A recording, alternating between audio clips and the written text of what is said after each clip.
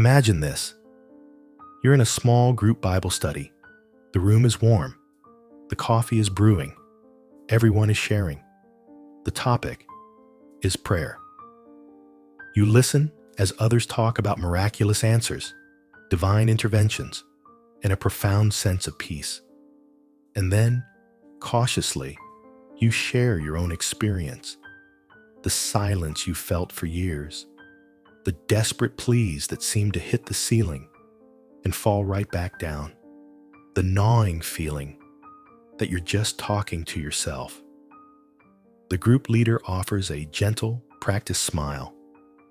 He pats your hand and says, "We all have dry seasons. Maybe you just need to have more faith." The conversation moves smoothly on to someone else's testimony. You haven't been yelled at. You haven't been thrown out. But you've just been silently, politely disarmed. Your doubt has been diagnosed, labeled as a personal deficiency, and shelved. This isn't a dramatic excommunication. It's something far more common, and in many ways, more psychologically effective. This is the modern machinery of control in action. This video isn't about the public debates or the historical persecutions we've covered before. This is about the quiet preemptive strikes that happen in living rooms, in pastors' offices after service, and in private online messages every single day. We are going to expose the systemic, almost surgical playbook that organized religion uses to identify, isolate, and silence doubt before it has a chance to spread. Why this level of preemptive attention? Why treat a simple, honest question like a 5-alarm fire? Because they understand the contagion of curiosity. A single question, left unanswered, can mutate into a dozen. A dozen questions shared over coffee can inspire a small group. And a small group asking questions in unison. That is what every hierarchical power structure, religious or otherwise, fears most. This isn't just a theological disagreement. This is a battle for the very soul of intellectual freedom within faith itself. It's a cold war being waged in the quietest corners of your community. So, if you've ever felt that subtle pressure to just let it go, if you've ever been made to feel like your curiosity was a spiritual weakness, or that your search for logic was a sign of a hardened heart, you are not crazy. You are not alone. And you need to see this through. This is the map to the invisible battlefield you've been walking on. Like, subscribe and hit the notification bell, because we are about to dismantle this system piece by piece and reveal the 4-stage containment protocol designed to keep your mind in a cage you weren't even supposed to see. So, how does it work? How does a system built on a message of hope and truth become so adept at stifling honest inquiry? The methods have evolved. Gone, for the most part, are the public burnings and the official heresy trials. They were messy. They created martyrs. And in the modern world, they're terrible for public relations. In their place is a sophisticated 4-stage psychological and social containment protocol. It's a process designed to identify, isolate, and neutralize doubt with clinical efficiency, often without anyone in leadership ever needing to raise their voice. This is the modern Inquisition, and you are likely already in its database. It begins with Stage 1, the Digital Inquisition. In the age of connection, your online life is the first front line. Leaders and devout members, often acting as voluntary, zealous sentinels, actively monitor the digital footprint of the congregation. Think about it. You post a vague, heartfelt status. really struggling with the concept of divine justice in the Old Testament. Anyone else ever feel this way? In the past, this might have been a private thought in a journal. Now, it's a public flare, and the response is swift, but not public. You won't be debated in the comments. Instead, you'll receive concerned private messages. Hey, saw your post, praying for you. That's a tough one. You should really talk to Pastor Mike about it. Be careful with those thoughts, brother. The enemy preys on doubt. The goal is not to answer the question. It's to signal that the question has been seen. You are now on the radar. Following a progressive theologian, a scientific skeptic, or an ex-member on Twitter or Instagram is logged as a red flag. Liking a post that challenges a core doctrine is noted. This isn't paranoia. It's standard operational procedure for maintaining group cohesion. We spoke to a former church staffer from a large non-denominational church who confirmed this. He told us, on condition of anonymity, it wasn't a formal policy, but it was understood. We were encouraged to be shepherds online. If we saw someone in the flock engaging with divisive content or expressing doubt, we were to gently reach out and steer them back. We called it digital discipleship. It was surveillance, framed as care. The goal here is early detection, to find the spark of doubt before it even touches the tinder of a curious mind. It's psychological, pre-crime. Once you're on the radar, Stage 2.2 is activated. This is where the real psychological engineering begins. We call it the language of spiritual gaslighting. This is the deliberate use of spiritually loaded language to pathologize normal human questions. Your intellect is not engaged. It's diagnosed as sick. Your logical question about biblical contradictions isn't met with a logical answer. Instead, it's framed as a spirit of rebellion. You're not thinking. You're being influenced by a demonic force that opposes authority itself. This instantly reframes your search for truth as a spiritual battle against darkness, putting you on the defensive. When you point out a moral inconsistency, you're not being ethical. You're told you have a heart issue. The problem isn't the institution's actions. The problem is you. Your pride, your unforgiveness, your failure to be humble. The locus of the problem is surgically moved from the external fact to your internal flawed character. And perhaps the most insidious of all, you're told that by asking questions, you are weakening your witness, or could cause a weaker brother to stumble. Think about the sheer genius of this tactical move. It makes you responsible for the potential faltering of others' faith. Your search for truth becomes a selfish act that could spiritually harm your friends. The guilt is overwhelming. This linguistic sleight of hand is devastatingly effective. It makes you question your own sanity and motives. You came with a question about Scripture, and you leave the conversation wondering if you're a prideful, rebellious, and dangerous person. You've been gaslit, with a Bible verse as the weapon.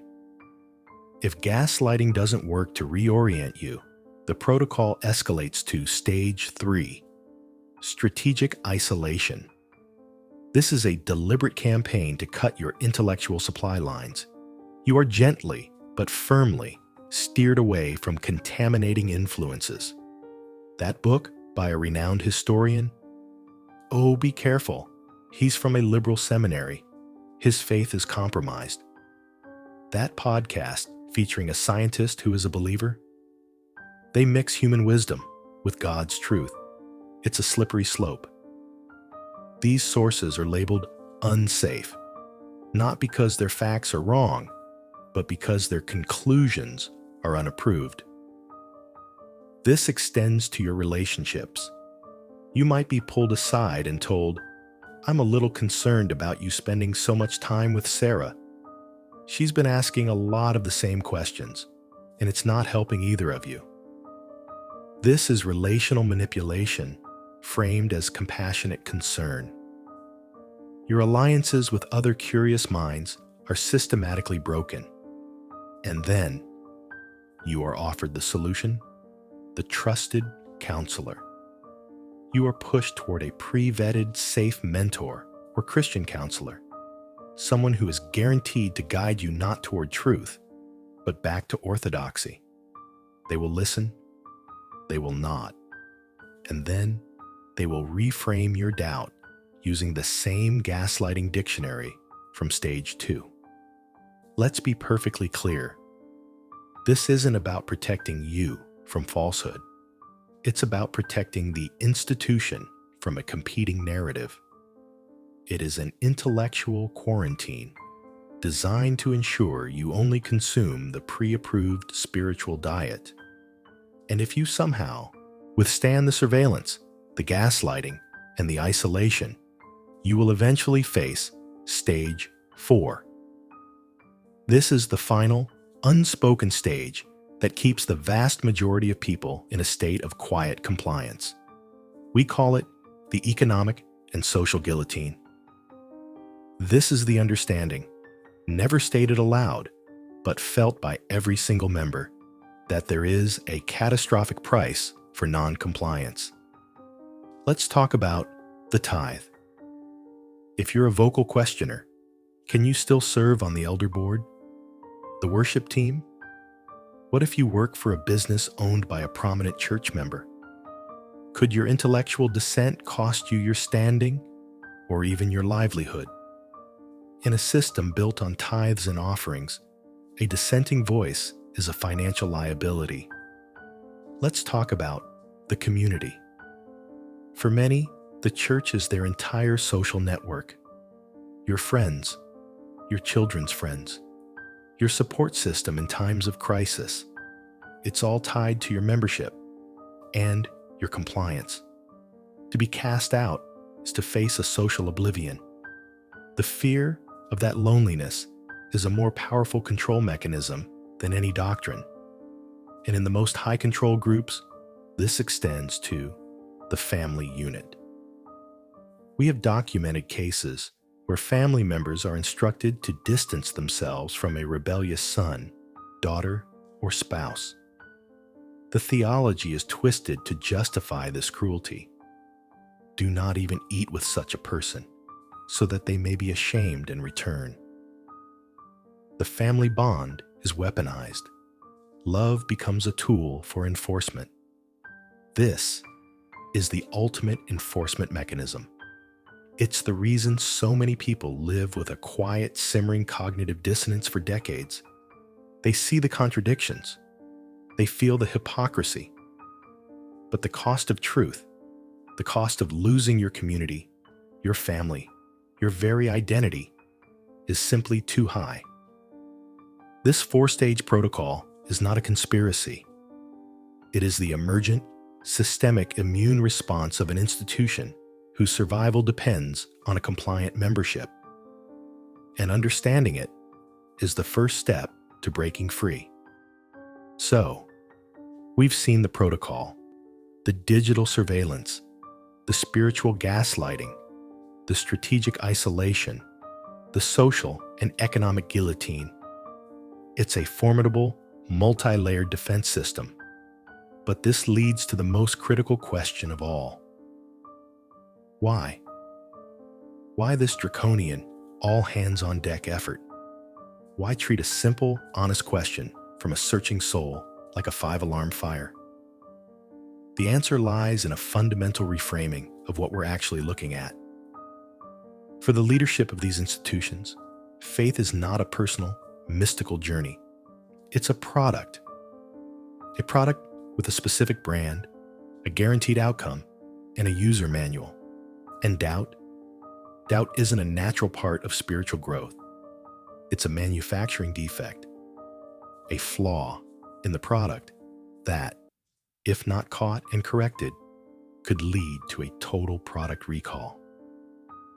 To understand the panic, you have to understand what we call the domino effect. This isn't a minor inconvenience, it's an existential threat. Watch closely. It starts with one admitted historical inaccuracy in Scripture. Just one. A story that archaeology or scholarship confirms is more allegory than fact. That single falling domino strikes the next, much larger one, the doctrine of biblical inerrancy. If the Bible isn't factually perfect in all it affirms, then what is it? The foundation of absolute divine authority develops a crack. The fall of inerrancy crashes directly into the authority of the pastor. His entire role is based on being the interpreter and messenger of this inerrant text. If the text is fallible, his interpretation is suddenly just an opinion, one among many. His sermons are no longer the delivery of God's unvarnished truth, but a personal perspective. The collapse of his authority empties the pews. Why pay for a product that doesn't work as advertised? Why follow a guide who might be lost? Empty pews drain the coffers. The multi-million-dollar building projects stall. The staff payroll can't be met. The television broadcast is canceled. It's a chain reaction they cannot afford. The entire structure, theological, organizational, and financial, is a precarious stack of interdependent beliefs. A single question isn't just a query. It's a tremor that threatens to bring the entire temple down. And this brings us to the cold, hard reality. The business of belief. Let's strip away the spiritual language for a moment. Mega churches, televangelist empires, international ministries. These are not humble prayer groups. They are multi-million-dollar operations. They have payrolls for hundreds of employees. They have multi-acre building projects with multi-year financing. They have marketing budgets, media teams, and sound stages that rival television networks. In this corporate framework, a congregation of free-thinking, questioning individuals is ungovernable and unprofitable. They are consumers who might question the price, read the fine print, or decide to shop elsewhere. They are a PR risk and a financial liability. But a compliant congregation, a congregation that trusts without question, gives faithfully, and sees dissent as a sin, that is a stable, predictable, and scalable revenue stream. The containment protocol isn't just about saving souls from doubt. It's about protecting a business model. It's about ensuring the brand remains strong, the customers remain loyal, and the revenue continues to flow. The silence they enforce isn't holy. It's the silence of a well-oiled machine. And your doubt is the grit in the gears that they are desperately trying to remove. Knowing the playbook, seeing the 4-stage protocol laid bare, is more than just understanding a system. It is the first and most critical step to inoculating yourself against it. Let's be clear. Your doubt is not a virus. It is not a spiritual sickness. It is your intellectual immune system kicking in. It is your innate human reason recognizing a threat and mounting a defense. The goal is not to suppress the symptom, but to strengthen the system. So, how do you build this immunity? You fight system with strategy. Step 1. Recognize and name the tactic. When you feel that subtle pressure, that guilt, that isolation, pause. Identify it. Say to yourself, this is stage 2. This is spiritual gaslighting. Or, this is stage 3. They are trying to isolate me. Simply being able to label the mechanism robs it of its mystical power and turns it into a predictable, almost clinical procedure. You are no longer a victim of a vague spiritual force. You are an observer of a known psychological tactic. Step 2. Find your therapy group. You cannot fight this alone. The protocol is designed to make you feel like you're the only one. You are not. Secretly or openly, you must connect with other questioners. This could be a trusted friend, a private online forum, a book club reading forbidden texts. These people are your lifeline, your reality check against the gaslighting. They are proof that you are not crazy. Step 3. Embrace forbidden knowledge. Read the books they warn you about. Listen to the critics, the scholars, the ex-insiders. Do not accept their warning at face value. Investigate for yourself. A fundamental truth deserves a fundamental challenge. A truth that can be destroyed by a competing idea deserves to be destroyed. The pursuit of truth demands the courage to confront falsehood, not hide from it. And finally, step 4. Redefine faith. They have defined faith as unquestioning belief. It is time to reclaim the word. Argue, if only to yourself, that a faith that fears questions is a weak faith. It is a fragile house of cards. A robust faith, a faith of substance, is one that can withstand scrutiny. It is a faith not threatened by history, science, or reason, but refined by them. It is a faith you build yourself, brick by brick, question by question, not one you simply inherit and are forbidden to examine. Your mind is not the enemy of your spirit. It is its most essential guardian. Protect it from digital surveillance to spiritual gaslighting, from strategic isolation to the threat of ruin. We have seen the entire blueprint. We've mapped the modern containment protocol designed to keep congregations in line. And in doing so, we've uncovered exactly why they fear the spread of a single doubt more than anything else in the world. But we must remember this. Throughout history, every reformation, every revival of authentic spirituality has begun not with a statement of faith, but with a question that refused to be silenced. Let us be perfectly clear. Your doubt isn't the enemy of faith. It may be the most faithful thing about you. It means you still care enough to seek a truth that is real. It means your conscience is alive. This conversation is critical. It doesn't end here. If this resonated with you, if you've seen these tactics in your own community, share your story in the comments below. Your experience could be the validation someone else desperately needs to stop silencing their own mind. And if you're ready to continue this journey of pulling back the curtain with us, make sure you are subscribed.